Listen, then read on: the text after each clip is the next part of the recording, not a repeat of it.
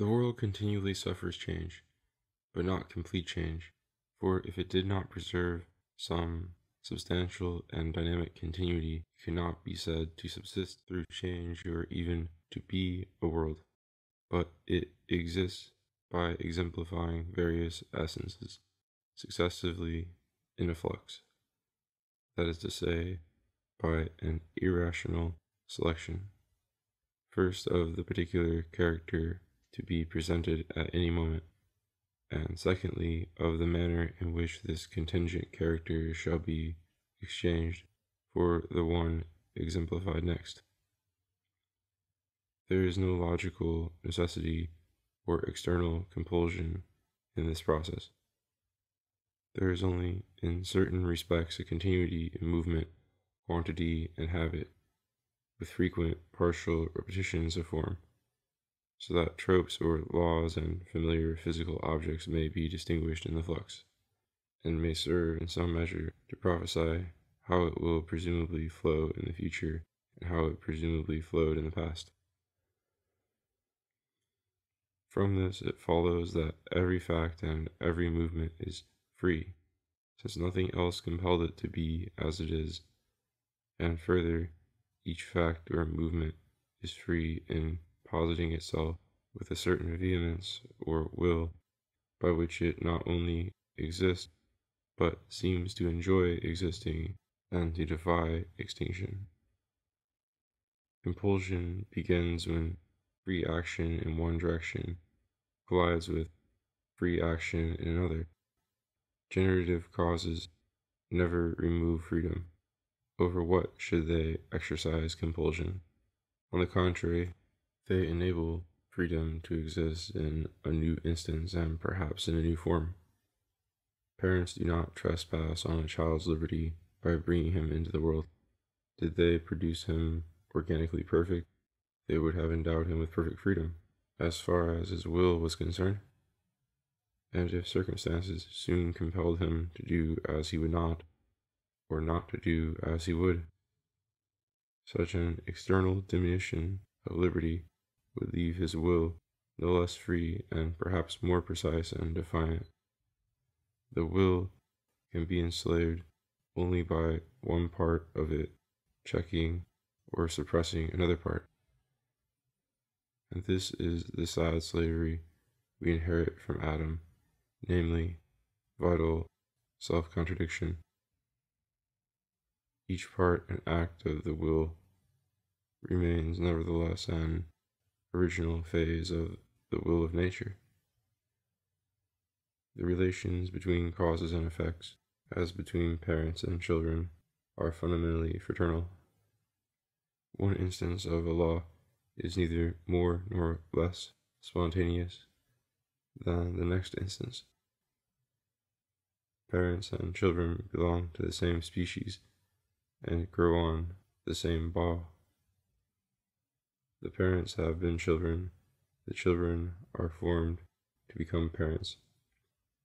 Similar passions animate them, and a common fate overhangs them. If, then, nature, in producing them, has rendered their will specific and limited, it has not coerced that will, but asserted it, endowing it with special capacities and with affinity to particular goods. Such determination is a prerequisite to bare existence, much more to freedom or to moral life.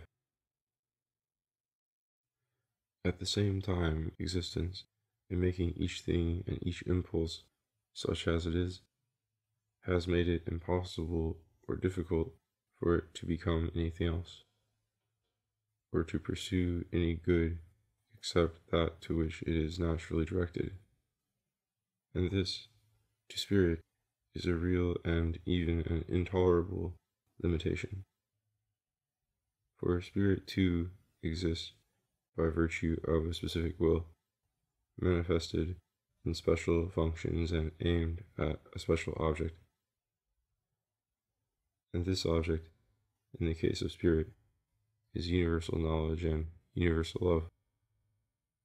Freedom for spirit would therefore require a supernatural station, from which all perspectives should be equally visible and equally neutralized.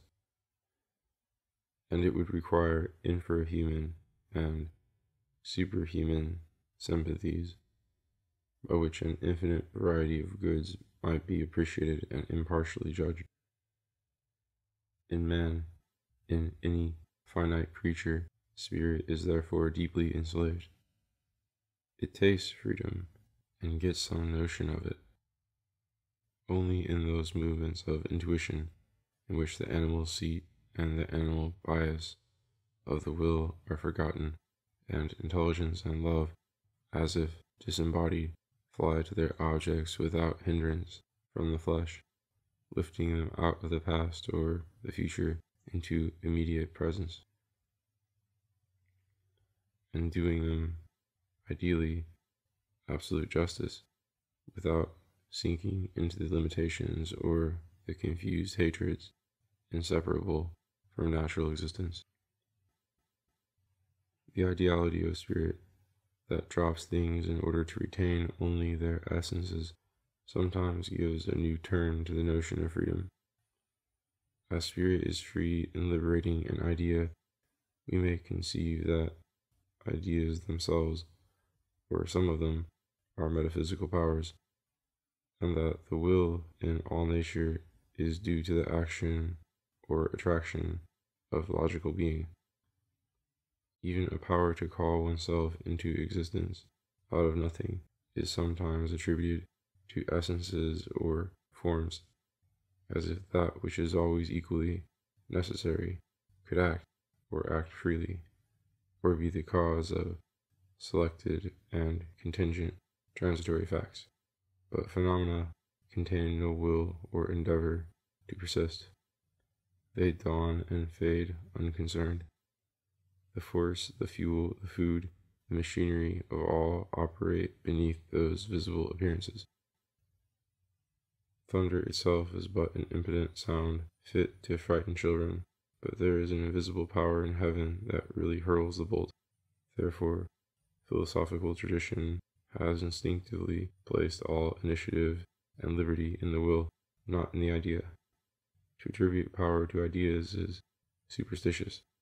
There is indeed as much contingency in the occurrence of ideas as in any other event.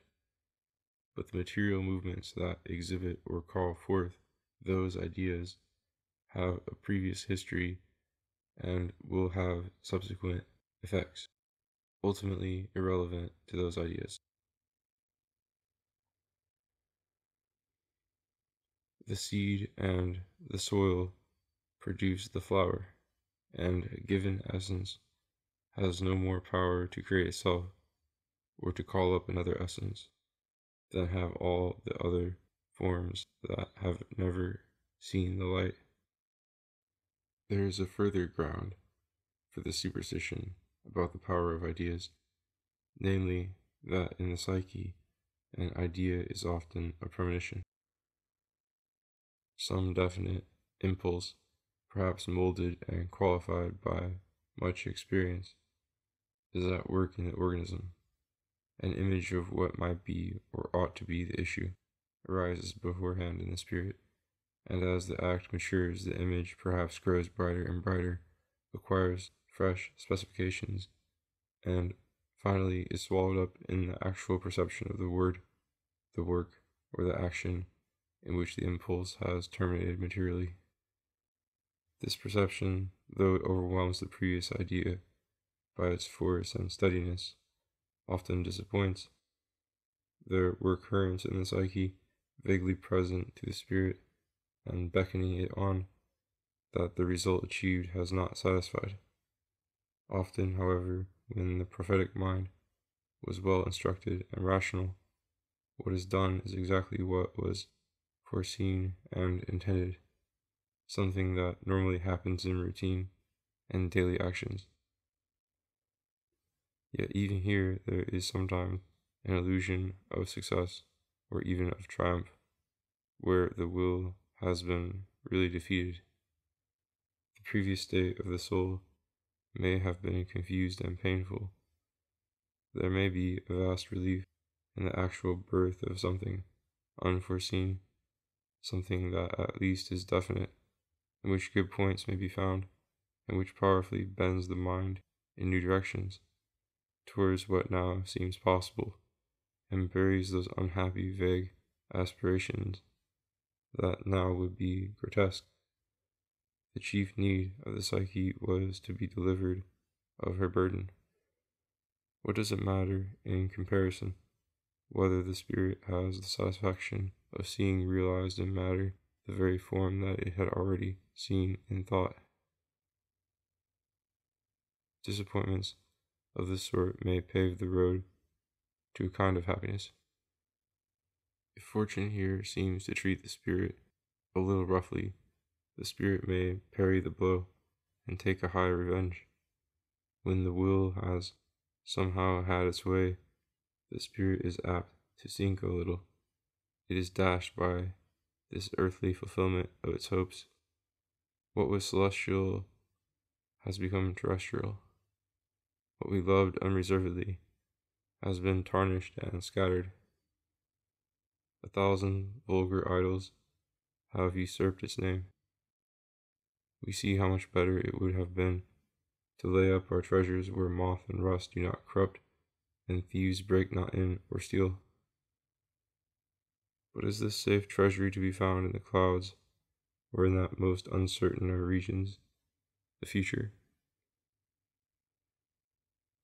We may hope for many good things in the future, most of which can hardly be enjoyed by ourselves, but sure possessions are possible only in the present, which, for intuition, always gives also a glimpse of the eternal. The spiritual value of our disappointments does not lie merely in producing resignation or reconciling our chastened wills to the issue. The issue probably has its modest worth, which we do well to prize, but the chief good in having been disappointed is that, if we are firm, we remain inconsolable, having aspired, and still aspiring, to something better than the event. Then, against its will, fortune will have wedded us to beauties it had no power to create, but only to promise.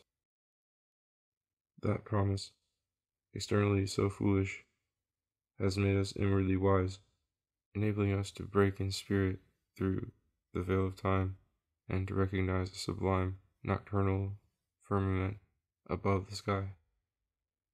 The spirit cannot be bribed by compensations. It does not wish, it does not need, to be consoled. It is consecrated to a perfection which it loves, and from which, in its love, it cannot be separated. The will visible in matter and in the laws of nature having been originally free, a doubt arises whether this radical free will, in once asserting itself, bound itself never to change, or whether, being groundless fundamentally, it may at any moment take a new direction. Looked at under the form of eternity, whereas it is in truth, this dilemma becomes indifferent. Existence being intrinsically a flux or process, its essence involves a passage prior to subsequent terms which are not identical. There is therefore essential novelty at every step, and it makes no difference whether we say that each term arises independently, or that the trope that involves and unites the two terms arises as a whole. It will in any case take time to develop, and will in any case be the exact development that it turns out to be.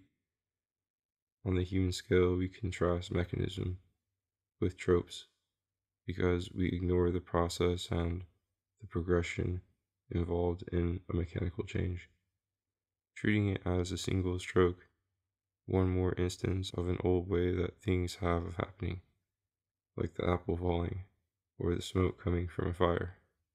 But the simplest event, being a change, has a trope in it, a beginning and an end, a sort of inner teleology. the beginning being a movement towards that end, and the end the culmination of that transition. Mechanism is therefore just as vital as life, and life seen at a sufficient distance. When generations become moments and only types and totals are visible, becomes perfectly mechanical. The only question touches the scale of the tropes to be found in nature, and whether the more minute ones continue to run within the larger, or whether, as an intuition, the larger transform and obliterate the smaller. The same optional alternatives appear in theology. Creation may be called a single fiat, since God is conceived to have intended from the beginning all that was to ensue. Or we may speak of a gradual creation, since the will to sustain existence and to continue the same design must be renewed at each moment and in each phase of each event. Creative evolution is nothing but a modern name for progressive creation. An impression, nevertheless, prevails that if the energy or direction of existence suddenly changed, freedom would be vindicated, whereas if they never change, nature would appear to be self-hypnotized and mechanized. It would seem to be as in marriage. If divorce is possible, the union remains free, but where divorce is out of the question, the vows once made become a fatality. This is really the case, to some extent, because will in men and women contains many other impulses besides the impulse to live together, and married life involves many commitments that the will in lovers had ignored. Therefore, if no divorce is allowed, the marriage contract loads the dice in every subsequent decision and exercises a real constraint over the other impulses of the will. But if love wholly unified the soul, as it sometimes thinks it does, so that no comparable passion any longer subsisted, a pledge to love always would be but a claim to immortality. The pure aspiration to be and to remain oneself. It would postulate spiritual freedom, whereas any eventual inconstancy would signify infection by some alien force. Integrity alone can be morally free, being alone compatible with the radical self-knowledge and the perception of an ultimate good. Fluctuations in the will would prove, on the contrary, that the psyche was pregnant with unharmonized passions or have been transformed by some external influence. It is self-ignorance that leads to actions contrary to one's latent will, though perhaps willed psychologically, and it is ignorance of the world that leads to actions that, though obedient to the will as an impulse, defeat it as a purpose. In both forms, ignorance is a cause of helplessness and self-defeat. Not, as romantic feeling suggests, a condition of freedom. Without constancy, freedom has no momentum or dignity. On this analogy, we may say that if the same laws of nature always prevailed, or if the world had sprung into existence, dynamically complete, the will in nature would be physically just as free as if force were added in driblets or came in spurts. Moral freedom, however, the universe could not possess unless it were animated by a spirit that saw the whole prophetically and willed it psychologically, in a word, unless God governed it. We are free morally when the spirit in us foresees and intends what we do physically or assents to it while being done. But spiritually, we are no less implicated in actions or thoughts which we heartily approve ideally than in those which we perform or utter materially. A man given to dreaming, planning, imagining, and always talking to himself becomes deeply entangled in such unperformed actions. He may live through many events in fancy that annoy or even torment him, as in nightmares, but even these will have sprung from himself or from things that have long taken root in him. And when, in the public world, he finds himself actually doing one of those meditated things, or something like it, he will recognize his own work and feel proud or ashamed of it,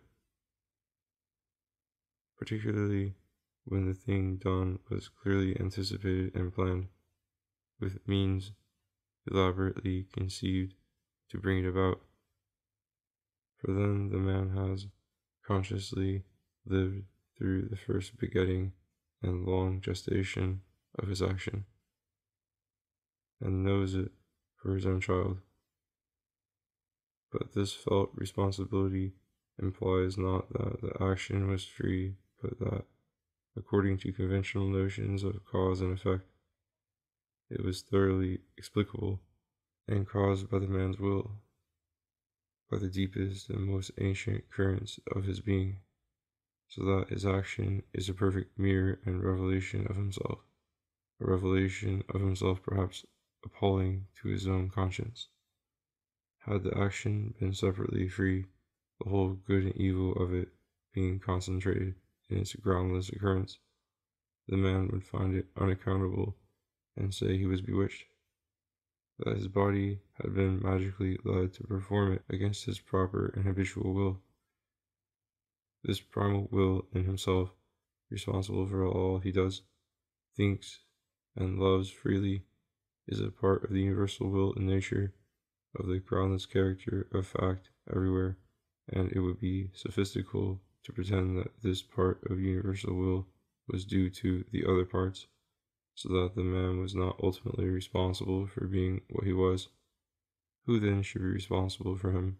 The other facts, or the other instances of will, willing things quite different from the will in him? Or perhaps the trope that records the way in which these various wills hang together? But a trope is not a power, only a description.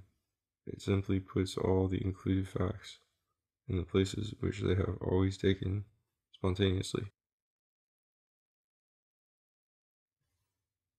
If we said that origins are responsible for aftergrowths, which is not true either analytically or morally, nothing would be responsible for itself unless we came at last to a first fact.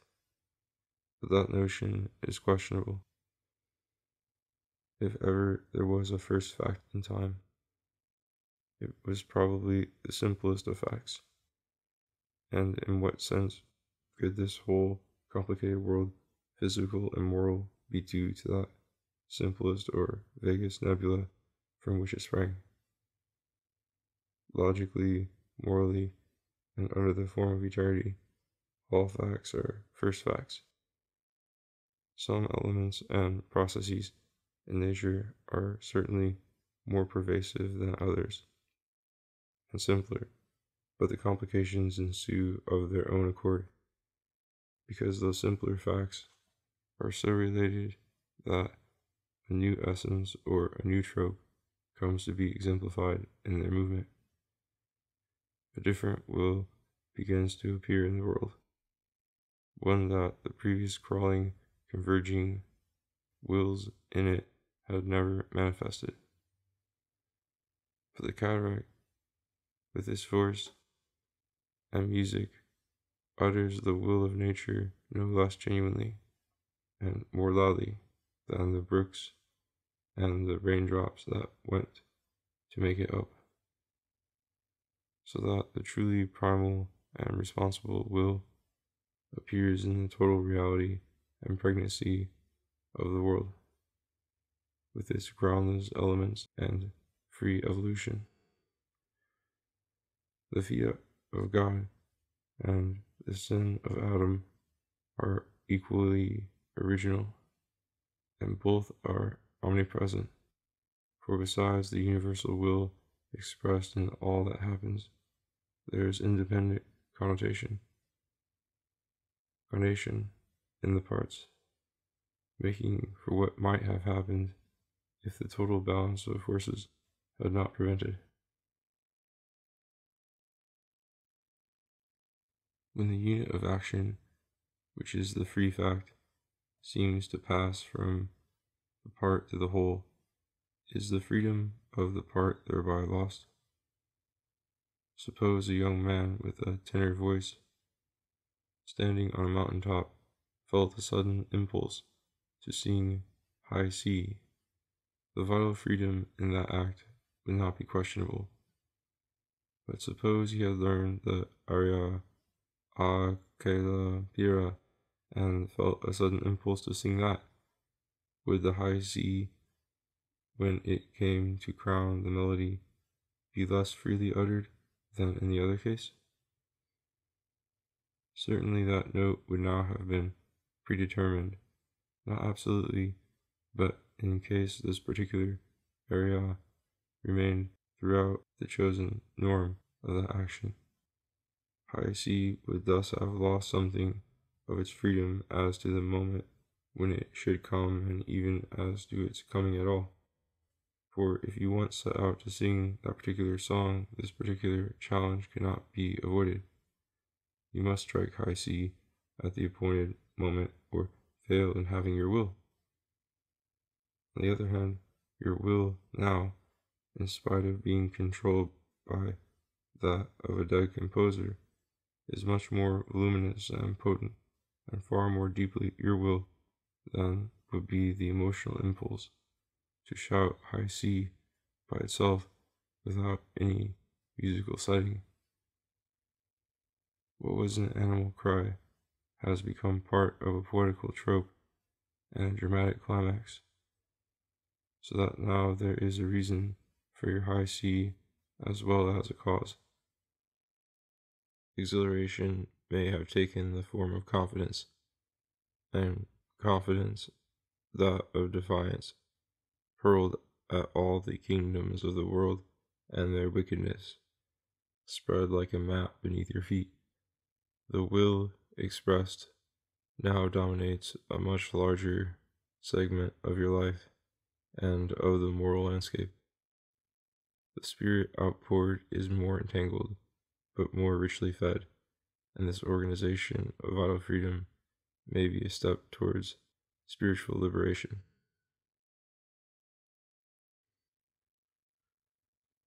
Freedom is thus present on various scales in all the forces and tropes in nature, but the psyche, being a knot of forces with a particular vehement organic rhythm, repels spontaneity elsewhere as compulsion, because it obstructs or disregards her own spontaneity.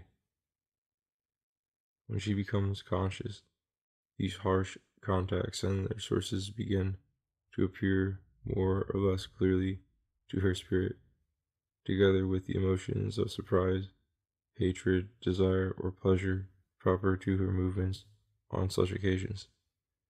In enlightening our vital egoism, spirit must transcend this egoism, else it could not enlighten it. Things that to the psyche are obstructive and dark then recover a new spontaneity in intuition, not their own physical spontaneity, but the proper spontaneity of spirit in conceiving them, so that the psychic injustice of treating them as mere lumber or substance to be devoured is partly redressed by the spirit in its first sensuous flight, which turns matter into brilliant images or into comforts and sweets.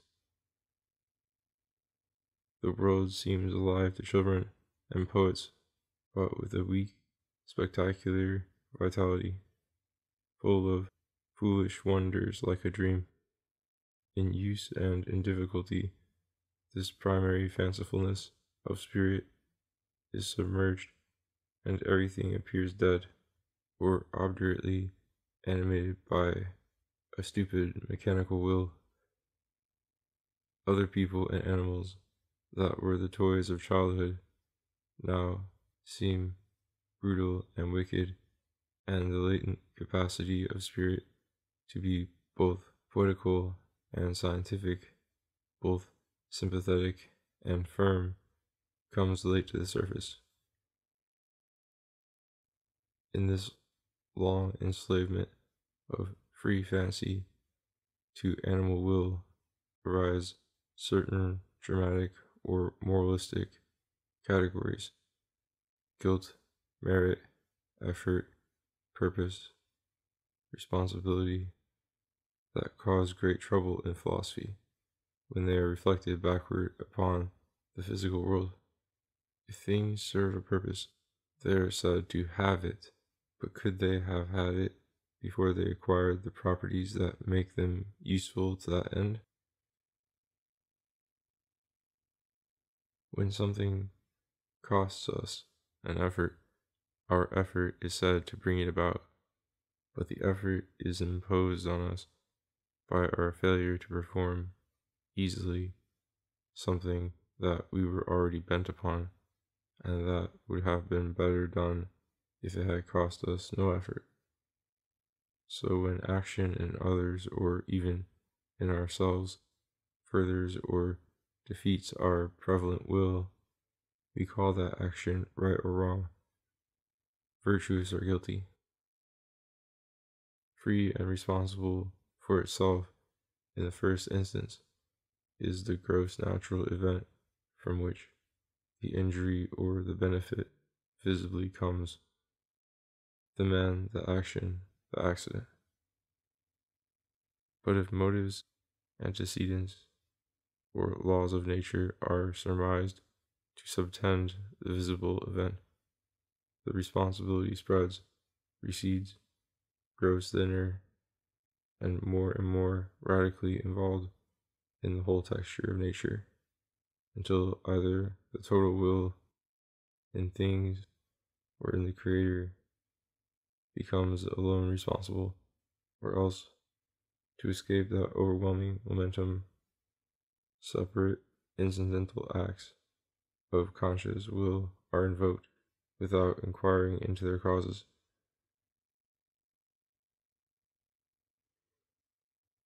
Freedom may then be attributed to spirit as a physical agent, something that, when scrutinized, turns out to be literally inconceivable. There can be no physical derivation of a material fact from an immaterial fact, or vice versa. The two are not to be found in the same realm of being. In the order of Genesis, substance or energy passes and may be traced, measured, and guided in passing from one event to another. What follows is a growth from what precedes, partly by inner development, as from a seed, and partly by external accretion or dispersion. A son is not connected with his father merely by similarity and contiguity, though Hume, who was an old bachelor, might let us think so. There is always physical continuity and qualitative inheritance in a natural process, however vast or sudden the transformations. Yet it is logically impossible for matter to move or even to exist without overflowing into other realms of being. Essences must be exemplified, tropes must be adopted, truths must be established. And when the trope is a psyche, spirit too must be evoked, not now by logical necessity, but by a free spontaneity in nature that hypostasizes the moral fortunes of animals into consciousness of those fortunes. Spirit is thus entirely dependent on matter for its existence and distribution, but not by physical derivation. There is only an ontological propriety in this concomitance, to which the self-assertion of spirit contributes an element no less radically distinct and original than the successive phases in the evolution of matter. Matter would never have evolved into animals had not organization been potential in it from the beginning. An organization would never have awakened consciousness had not essence and truth overarched existence from all eternity and summed it up with all its perspectives ready for spirit to perceive. There is therefore a spiritual sense in which spirit not only is free and responsible for itself, but extends its connivance and moral dominion over the most distant facts, not by magic or effort or bluff, only by unanimity, a wish, a consciousness of will in the spirit, may easily be fulfilled by a physical event when the wish has been formed in a psyche accustomed to such events and ready to prefigure them or by action to bring them about. In a psyche, action and readiness for action have a moral dimension which by the nature of things appears in consciousness. Reflection may then appropriately see in a prophetic wish the moral reason or motive for such events, as warnings may be omens or miracles answers to prayer. It was better that things should so happen responsively to a living desire and as the spirit somewhere had invoked them. It was saner and more reassuring for that spirit to find itself so harmonious with fate that its wishes could be granted and its prophecies fulfilled. But a moral reason or a prayer answered indicates a harmony. It does not disclose a cause. The will in the spirit was attuned in such a case to the dominant or resultant will in nature, so that the spirit saw and loved in advance, or in unison, the very things that nature was primed to produce. Where matter and spirit move in harmony, spirit may adopt the will in nature as the will of God, or more proudly and historically as its own will, and the rapt mystic or the providential leader may feel joyfully passive or joyfully omnipotent. But when will here and will there are in conflict, each retains such freedom and responsibility as is proper to its own sphere.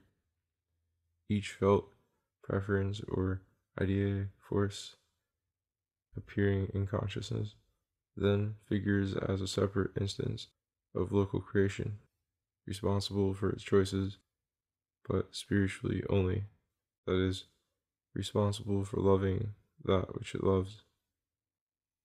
The greater the conflict between will in the spirit and will in the rest of the psyche and of the world, the less responsibility can the spirit feel for subsequent events. Consequences never flow from the mere intent or expectation felt to inspire an action. They flow exclusively from that action itself in the context of other physical events, and the contagion or unison often established between spirits is a physical sympathy between persons who catch each other's attitude and impulse and feel, no doubt correctly, that they are invisibly sharing the same emotion. This spiritual union, when it exists, is therefore no groundless accident.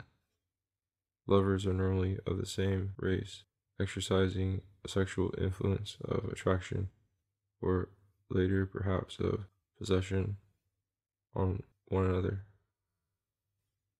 And intellectual union which is no less spiritual than love, likewise has notorious natural causes. Through language, gesture, and gentle suasion of all sorts, the will beneath spirit spreads and equalizes itself in groups of persons, and unison habit brings about unison in feeling and thought. Spiritual bonds therefore presuppose and require physical assimilation or correspondence, and since the organs of spirit have a common descent and continual contact in society, we loosely speak as if contact and descent existed within the realm of spirit itself, but that is mere verbal equivocation and confusion of thought. One moment of spirit, one intuition, can no more generate or control another moment than the light actually shed from one candle can generate or extinguish the light actually shed from another. Actuality exhausts itself, as laughter does, or any emotion. The causes that brought it about must renew it, if it is ever to reappear in all its freshness and youth. Those who use the word spirit for physical influences feel a magnetic radiation from the aspect, voice, action, and words of a spirited person.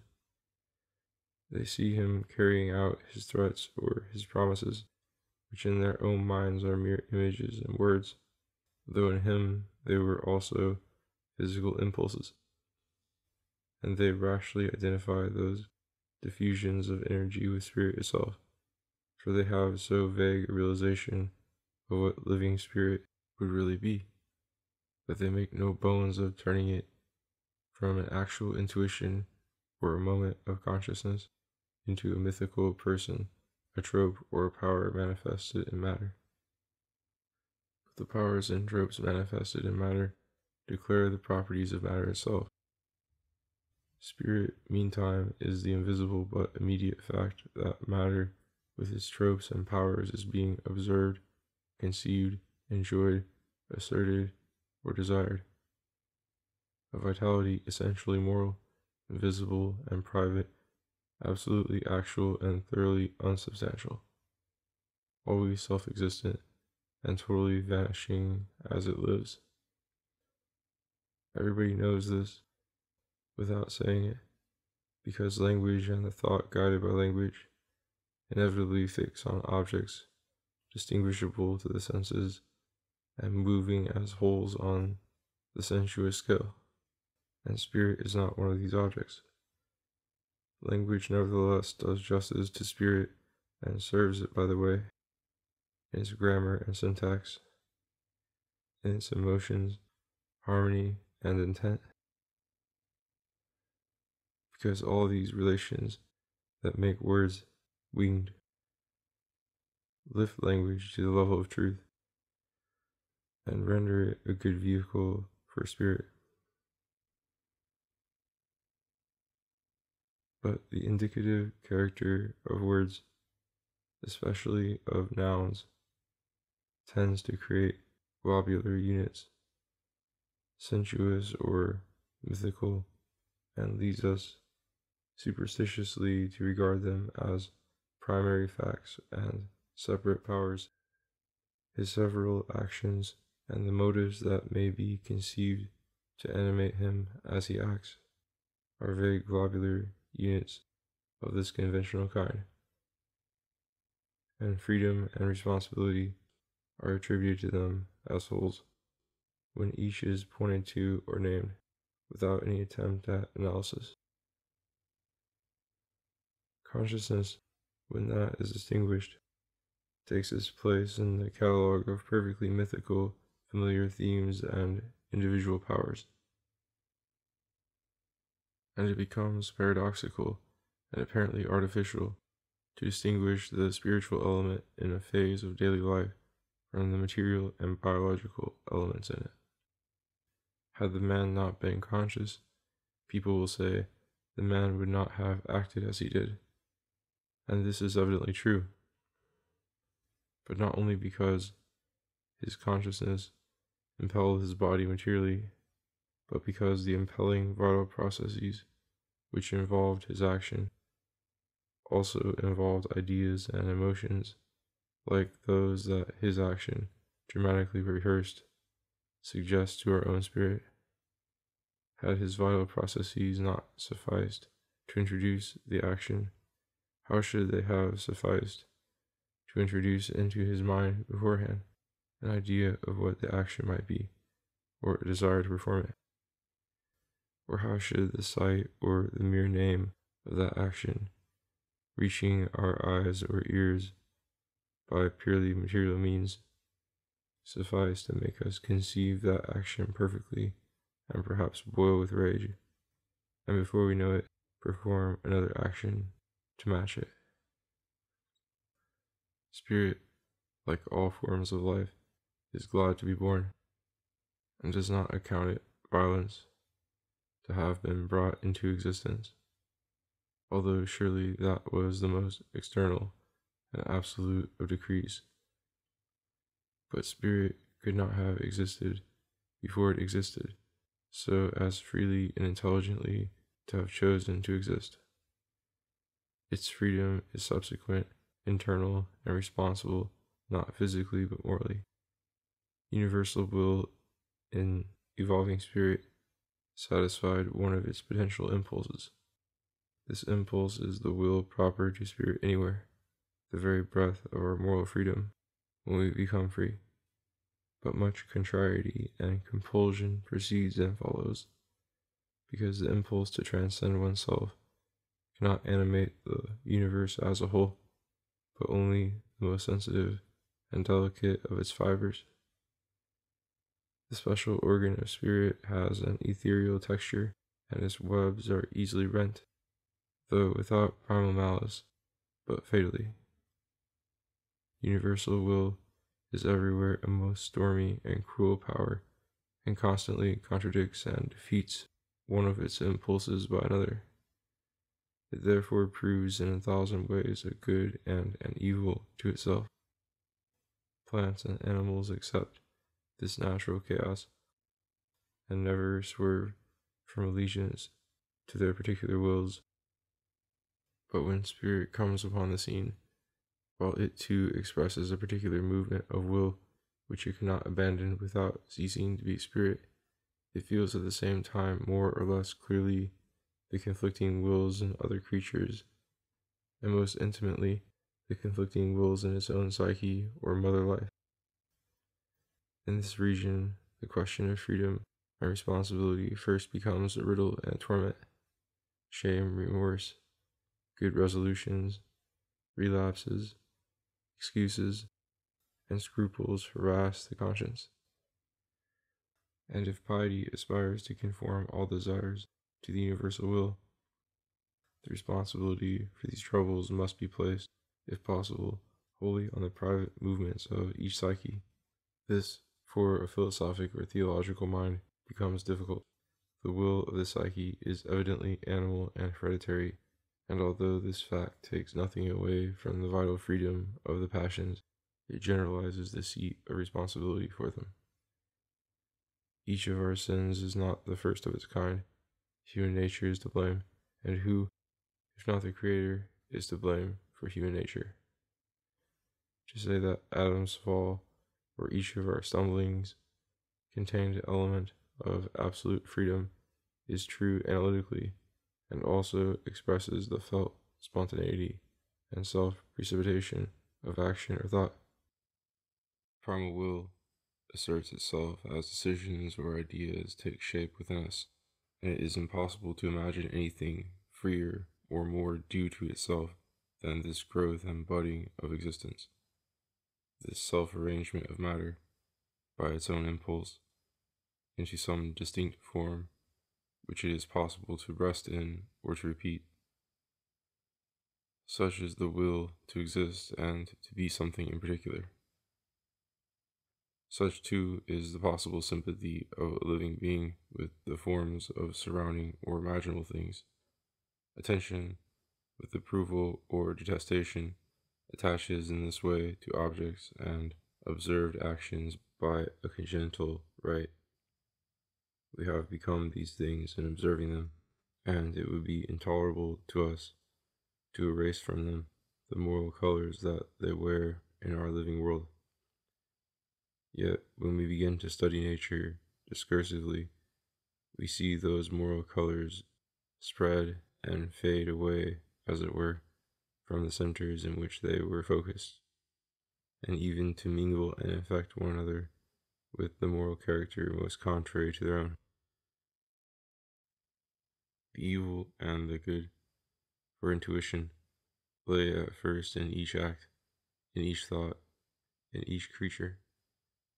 But natural history now assures us that those creatures, with their moral temperaments, were products of evolution, and that the merits and demerits we ascribe to them were relative to our own interests or prejudices.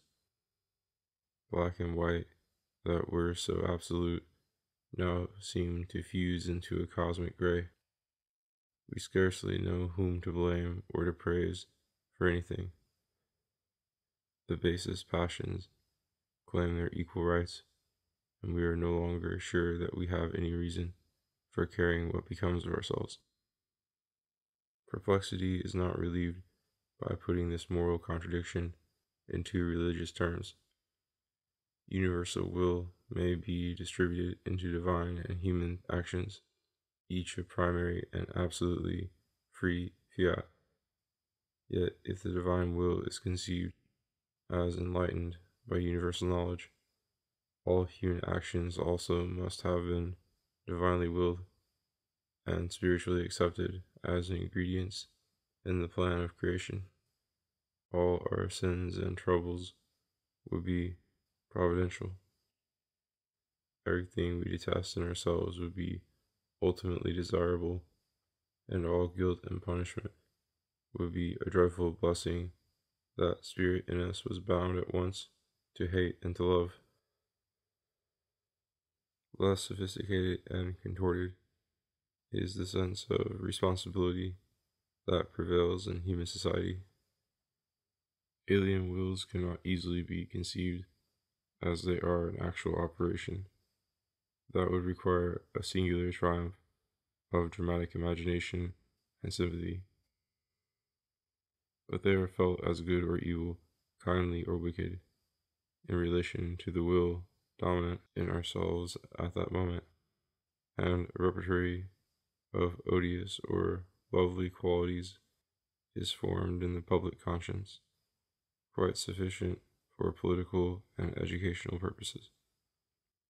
Average men, hardy men, men in harmony with their age and nation, assign praise and blame accordingly to the gods and to mortals without hesitation. The freedom and responsibility of these natural agents is assumed, since they move of their own accord, and the same responsibility and freedom are attributed to the passions of one's own psyche, the spontaneity of them being actually experienced.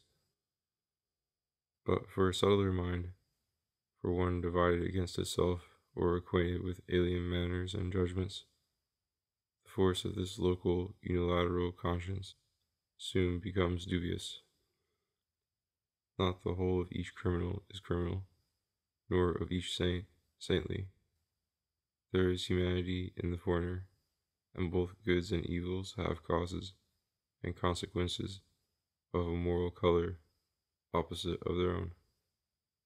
A feeble soul may then relax its moral code, blur its sense of what would be best and most beautiful, and having nothing left to fight for, may say that it rises above the fray, but that is impossible for a firm and integrated psyche. Ventilation and enlightenment clarify self-knowledge, as well as understanding of alien things, and self-knowledge is the principle of rational preference. It binds us with indissoluble bonds to the things we love. The good being thus sharply defined by its very relativity, the living spirit enjoys the same privilege as all other forms of universal will, and by its inner freedom fixes the goals of its aspiration. It is constantly, even at its birth, distracted from its own good by the intrusion of other impulses seated in the same psyche. But in so far as it awakes to its proper function and is loyal to itself, it transmutes all things to its own ends, digesting them and, like a healthy creature, plucking its appropriate food and rejecting poisons. For even spirit is a form of will, involved in the functioning of a special organ, so that it too has a native, unexpressed vocation, in violation of which it cannot live at ease.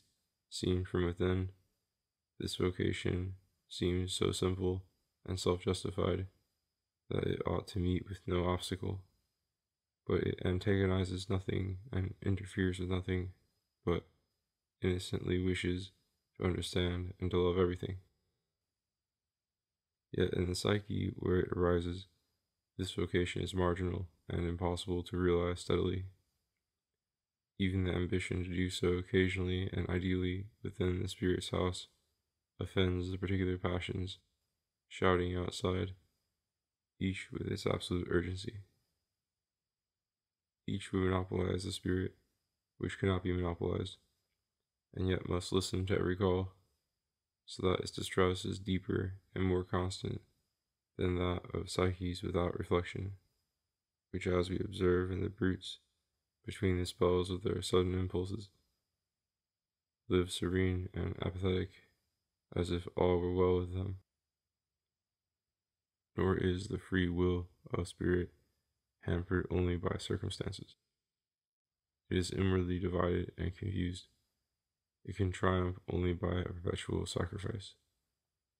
Will here must sympathize with all will and must love with all lovers, yet it must condemn each will, not for loving that which it loves, but for not loving that which it does not love.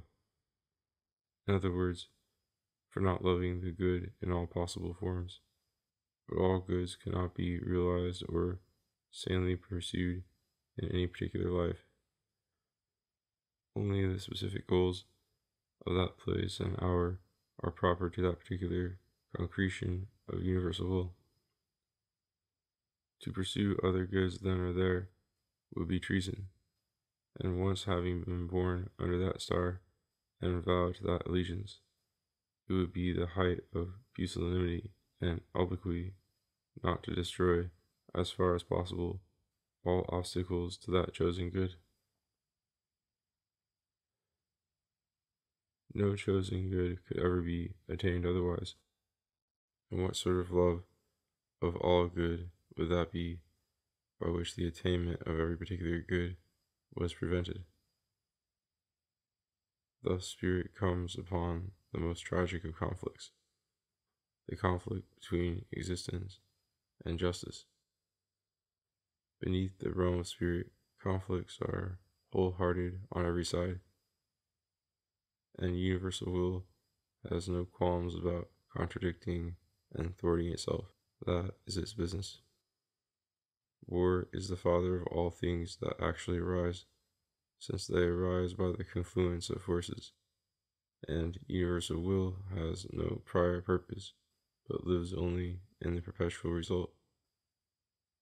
Spirit, on the contrary, is the prophet of all those things that should have arisen, and that would have arisen if each vital impulse could have had its way and reached its glory, so that while universal will is always satisfied because it had no special aspiration, spirit, which is the breath of all distinct aspirations, can never be satisfied because only one or another, by chance, is ever fulfilled, and that imperfectly.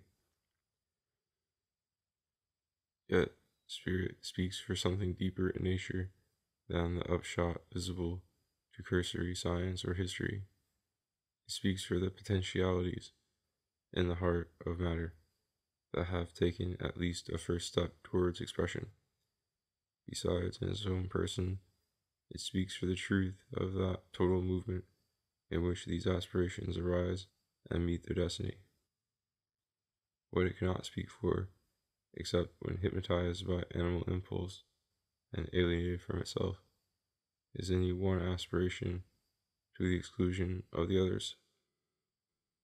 The aspiration to justice, which is its own essence, would be stultified by such partiality, yet it would be equally stultified if we reproached will at each point for being specific and exclusive. To be specific and exclusive is the condition for existing at all, for having a vocation, and for establishing an interest, even formal and unconscious, by which to distinguish life from death, benefit from injury. Spirit itself arises by virtue of such an interest, suffering and triumphing according to that criterion. It has chosen what, in its own eyes, is the better part: intelligence, sympathy, universality. It has thereby chosen, for all others, that which their nature, in each case, demands. But for itself, Spirit has chosen renunciation, not to be preached to others who cannot love it, but to be practiced inwardly in its own solitude. The first thing that Spirit must renounce, if it would begin to be free, is any claim to domination. Its kingdom is not of this world, and the other world, where its will is done, is not a second cosmos, another physical environment, but this very emancipation and dominion of Spirit over itself, which raises it above care even for its own existence. Suffering is not thereby abolished, either in the world or in the Spirit, so long as the Spirit lives in any world. But suffering is accepted and spiritually overcome by being understood and by being preferred to the easy injustice of sharing only one craving, to be satisfied with one sweet. The freedom and glory of Spirit come from its impotence. By its impotence, it is guiltless. By its impotence, it is universal. By its impotence, it is invulnerably supreme. Its essence is to be light, not to be power, and it can never be pure light until it is satisfied with an ideal dominion, not striving to possess or to change the world, but identifying itself only with the truth and beauty that rise unbidden from the world into the realm of Spirit.